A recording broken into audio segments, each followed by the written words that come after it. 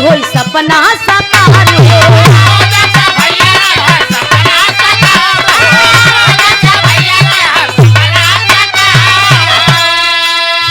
सोना सुहानी कमल का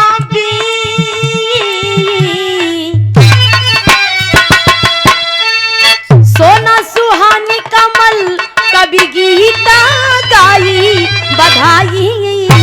अरे बधाई बधाई बधाई बधाई बधाई जन्म दिवस के बधाई।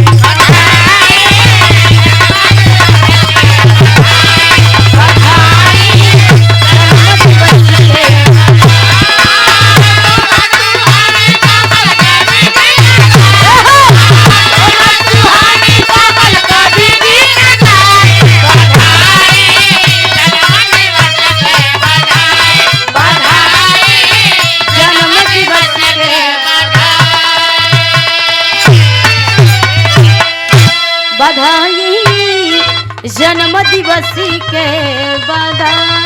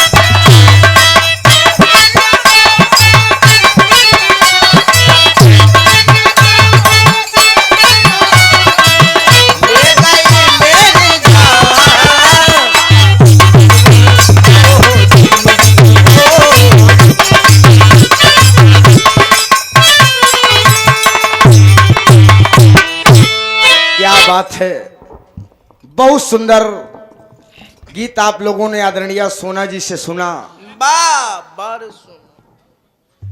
नाम है सोना बा, तो काम काहे न सोना रही बा है भी वैसे। और बड़ा सुंदर बधाई गीत। वंदना तुम तो धोखेबाज हो, वादा करके भूल तुम तो बड़ी चालाक हो। मुस्कुरा के दिल जलाती हो। क्या बात है। और जाना है कंवरिया के बीचे बलम कोई फोटो न खींचे। बहुत सुंदर, बहुत अच्छा लगा। और बड़ी सुंदर व्यवस्था है। भाव को समझते हुए आप हमारे पूजनीय गुरु हारमोनियम जगत के बड़े ही सुंदर हारमोनियम वादक, बहुत ही बेहतरीन हारमोनियम प्ले करते हैं आप। अरे वाह। बड़े लाल मास्टर साहब, आपकी ओर से बहुत सारा आशीर्वाद इस बच्चे के लिए आया है। मैं चरणों में कोट कोट प्रणाम करता हूं, नमन करता हूं। आशीर्वाद की आकांक्षा प्रतीक्षा है। कड़ाके की ठंड में आप सब अपना अमूल्य समय दे रहे हैं हमें, तो हमार दोनों कलाकारन के कर्तव्य बाबूजी बनत कि आप सबका रात खराब ना हो चाहे।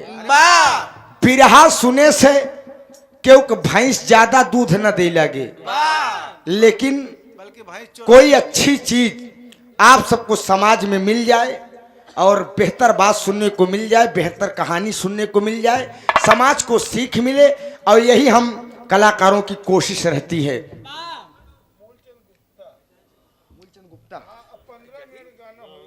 आप परम आदरणीय परम श्रद्धेय बड़े भैया मूलचंद गुप्ता, घबरा जिन कातिल भाई, क्या बात है। आप घबरा जिन, बिल्कुल बिल्कुल बिल्कुल। आप कहावत 2-3 मिनट में हो जाए, वो बात ना इन्हें। 51 रुपया ये मूलचंद गुप्ता जी की ओर से। फोटो निकाल ले यार, बढ़िया।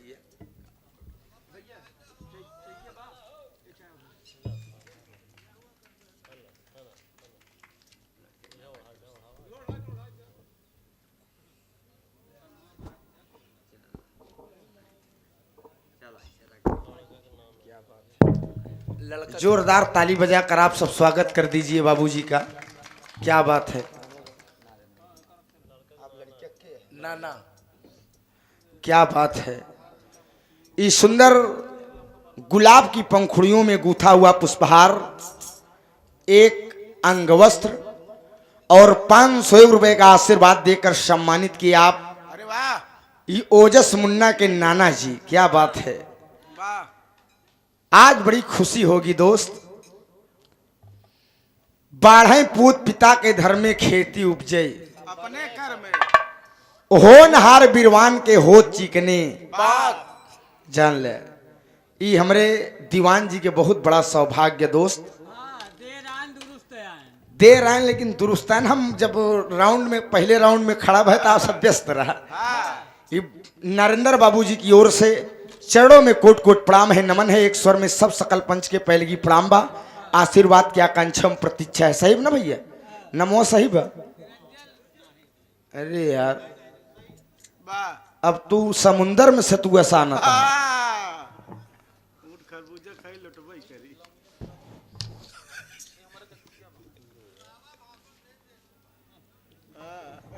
एक आध लाइन गीत बजाए के आज हमारे सभी कड़ाके की ठंड में लोग बिरहा सुनने के लिए बैठे हैं। एक छोट से 20 मिनट का बिरहा हम गाओ, एक एक बात समझ में आई जाए दोस्त। और इस कलयुग में क्या होने वाला है और क्या हो रहा है, एकदम सामाजिक दास्तान आप सबके बीच में। लेकिन बजाए के आज हमारे साहब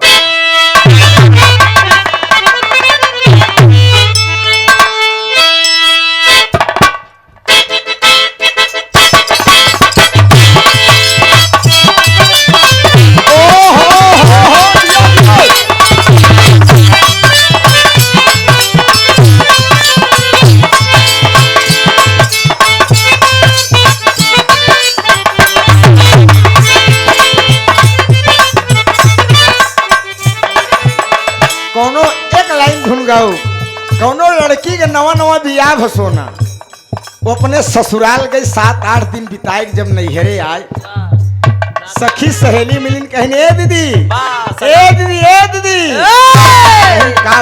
का बहनी बोला कहे नहीं बतावा ससुरे में 7-8 दिन बिताई हो कैसे लगा है। कहन दीदी हमार ससुराल वाले बड़े अच्छे हैं और बड़ा बढ़िया बात व्यवहार बा।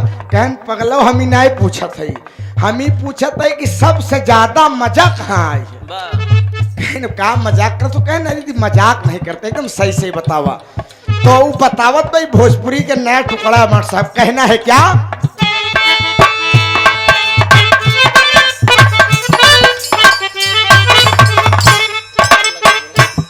ना पलानी में बमा जाना उसारा, ना पलानी में बमा जाना उसारा, ना पलानी में बमा जाना उसारा, कहाँ न बड़ा ही मजा है नो सारे में, ना पलानी में बमा जाना उसारा में, ना पलानी हो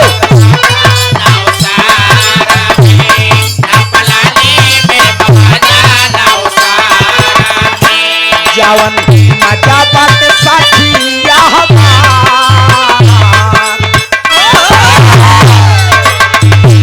जावन मजा बात साथिया हमार,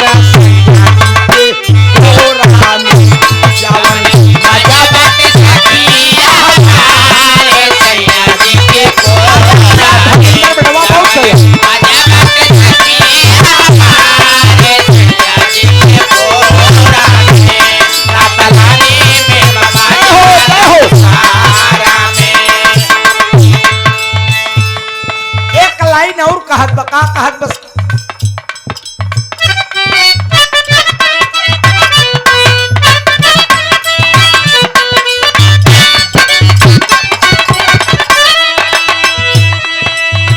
जान से भी ज्यादा सैया चाहेला नहामा के, साथी के करेजा से उड़ा खेला नहामा के, जान से भी ज्यादा मान लाओ आपके, साथ के करे जाया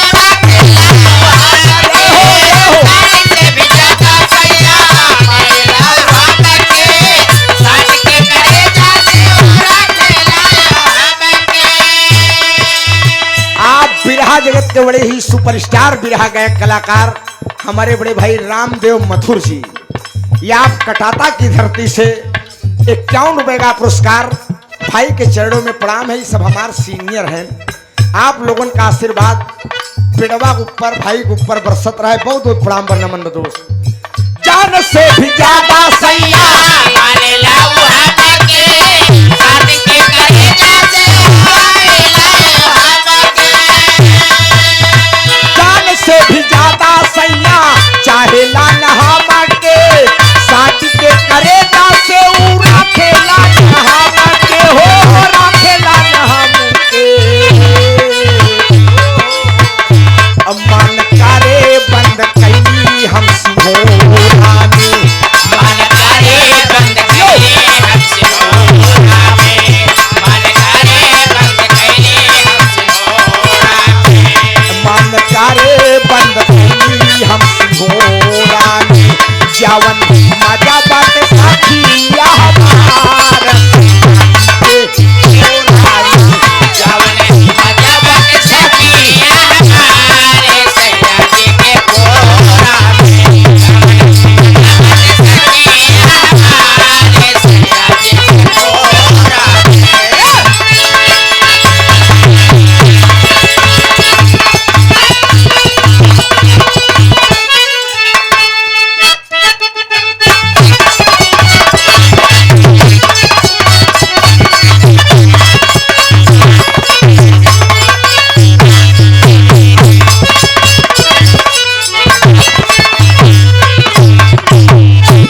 आप बिरहा सम्राट पूजनी गुरु जनाब हैदर अली जुगनू जी के परम शिष्य और हम लोगों के पितामह पूजनी गुरु अनिल यादव जी बागी की धरती से आप हमारे मार्गदर्शक हैं और गार्जियन हैं हमारे। बहुत ही सुंदर बहुत ही लाजवाब गायकी है आपकी, थोड़ा अस्वस्थ हैं लेकिन आज भी मंच पर खड़े हो जाते हैं। बड़ी सुंदर गीत आप गाते हैं। 100 रुपये का आशीर्वाद, चरणों में प्रणाम है। आप परम पूजनी गुरु जी श्री राजदेव पांडे, जिला उपाध्यक्ष भारतीय जनता पार्टी, आप प्रयागराज, गुरु जी की ओर से 100 रुपये का आशीर्वाद, चरणों में प्रणाम है। एक स्वर में सब सकल पंच के पहले की प्रणाम बा, आशीर्वाद की आकांक्षा में प्रतीक्षा है। बिरहा का शुरुआत बा, मेरा निवेदन होगा कि बिरहा सुने दोस्त, बातचीत नहीं होनी चाहिए और बिरहा आप सबके एक बात दिमाग में घुसत चली जाए। ये बिरहा पुराण से शुरू हुई लेकिन कलयुग तक आई, कहना है क्या? स्वर देखिए अब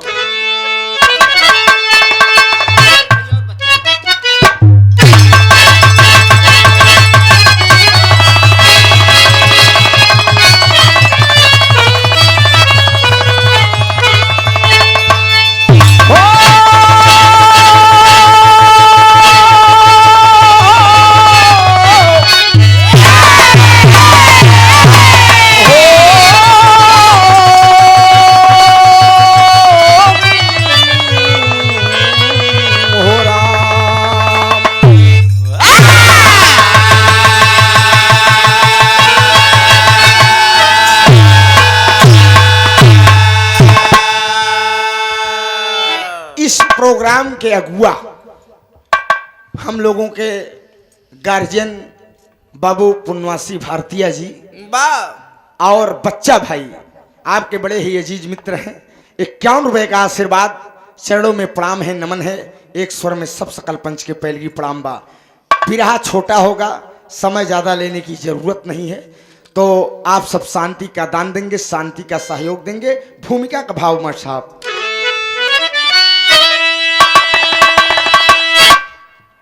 महाभारत का जंग जब खत्म हो गया, पुत्र के शोक में रोती गंधारी है। धर्मी अधर्मी लड़े युद्ध में, अरे खुशी भई द्रौपदी कुंती महतारी है। एक दिन 5 पांडव एकत्रित हुए, 5 जन से तब पूछे अब बनवारी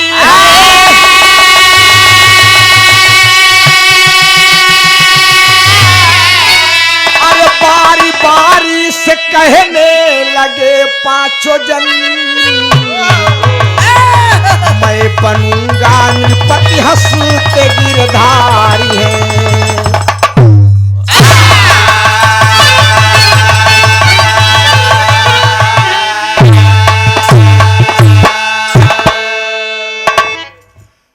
बिरहा सुने वाले दोस्त,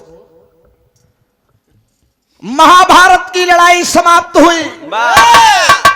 एक दिन पांचों पांडव बैठे हैं।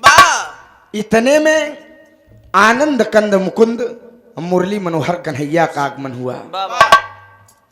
प्रणाम प्रभु, बैठिए। कन्हैया मुस्कुरा दिए। कन्हैया मुस्कुरा दिए और कन्हैया पांचों पांडवों से एक बात कहते हैं कि आप लोगों ने महाभारत की लड़ाई जीत लिया है। हाँ प्रभु। तो ये बतावा हस्तिनापुर का राजा के बनी। इतने में गदा लेके भीम खड़ा हो गए। कहन भगवान हम लड़ब, हम हस्तिनापुर का राजा बनब। कहन अच्छा, क्या काबिलियत है आपके अंदर? कहन भगवान मेरे पास 10,000 हाथियों का बल है। मेरे पास 10,000 हाथियों का बल है। मैंने दुर्योधन जैसे वीर का चंगा तोड़ा है। कहन राजा हम बनब। कन्हैया समझ गए कि अहंकार। कहन बैठ जा।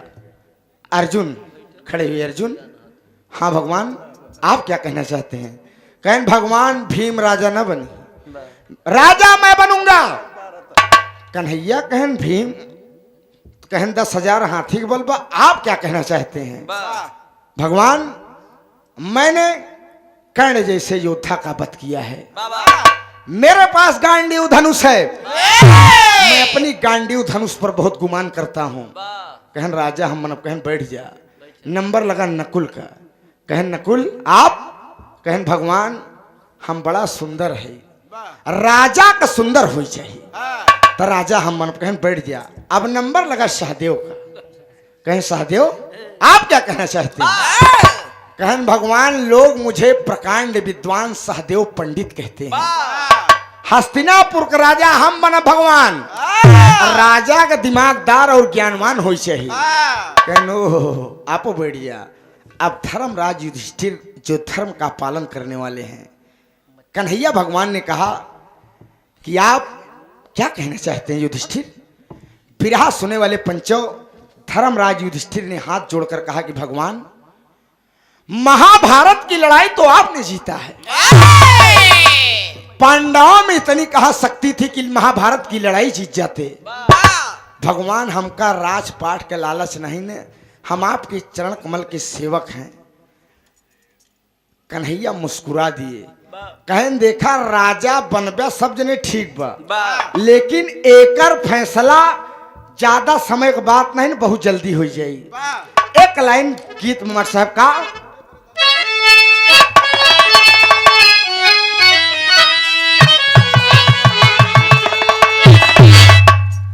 अरे काबे में, अरे काबे में तेरा जलवा, काशी में नजारा।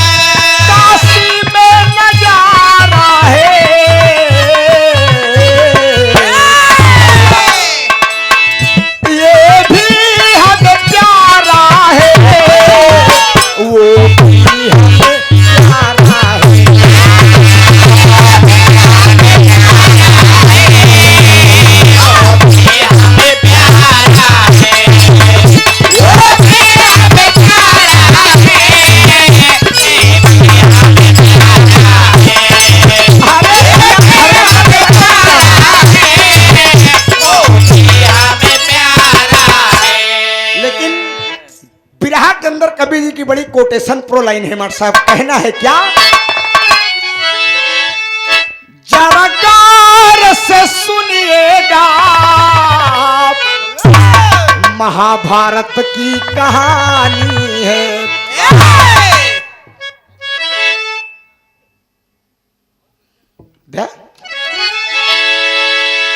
जरा गौर से सुनिएगा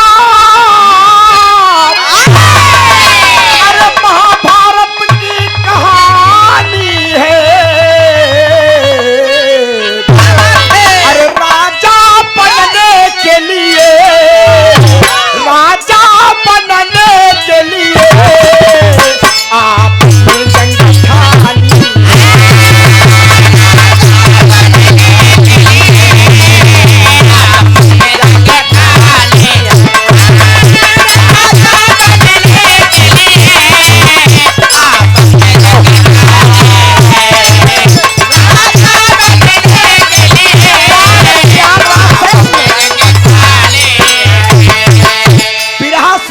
पंचों कन्हैया भगवान ने कहा कि आप लोग राजा बनने के लिए लड़ रहे हैं, फैसला हो ही जाए लेकिन पांचों जने को 5 स्थान पे जाए के परी। कहन भगवान 5 स्थान पे?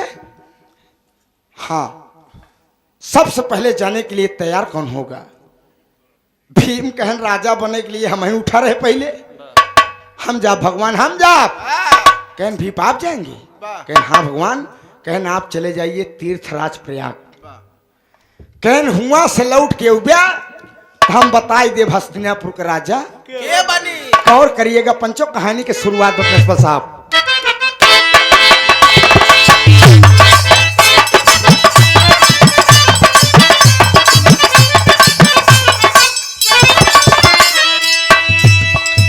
संगम नगरी प्रयाग भीम आए हैं, संगम नगरी प्रयाग भीम आए हैं, अचरज देखा एक समझ नहीं पाए हैं।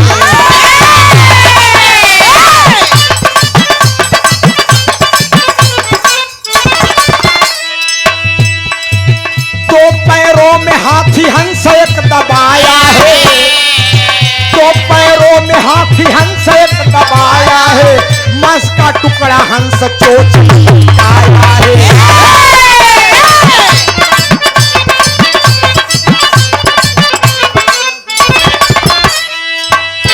आप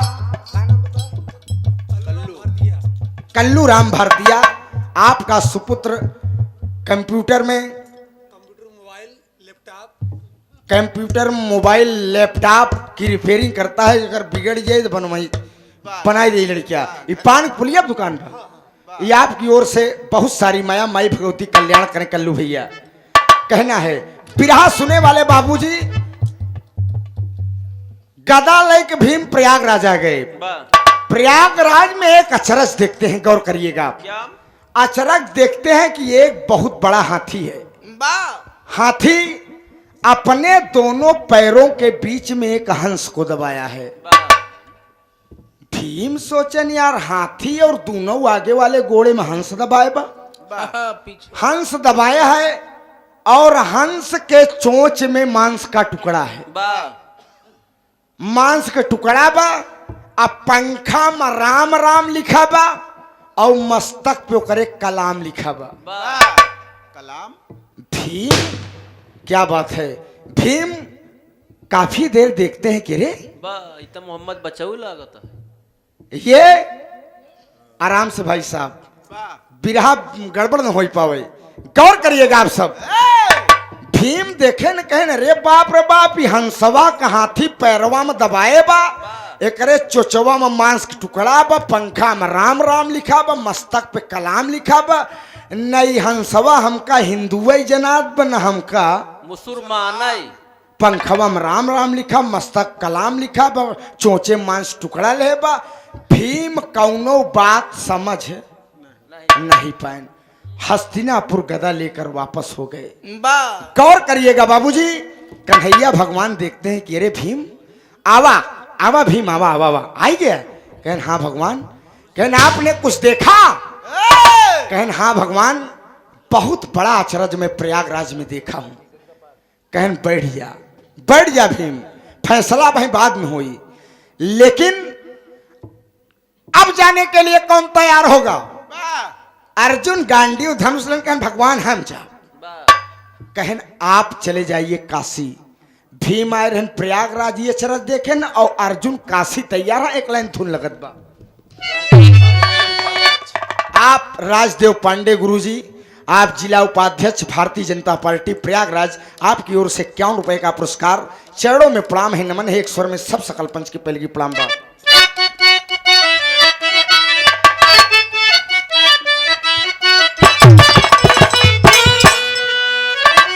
कोनो दुल्हन सोना अपने पिया के ऊपर नाराज होगी, कहे दहजरू के नाती तू भिमंडी में लूम चलावत है, इतना कमा सुनी तू मुकादम है, लेकिन आज तक 1 रुपया का कोनो धंधा पाती हमारे लिए सोच नहीं पाया, ना आज तक हमका कुछ सोने चांदी की चीज बनवाई पाया। दुल्हनिया कहत का बमर साहब,